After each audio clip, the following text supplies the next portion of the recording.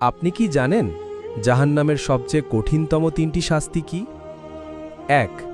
চামড়া ঝলসে যাওয়া। জাহান্নামের আগুনে পাপীদের চামড়া পুড়ে যাওয়ার পর বারবার নতুন চামড়া দেওয়া হবে, কারণ চামড়ার স্নায়ুগুলোই ব্যথা অনুভব করে।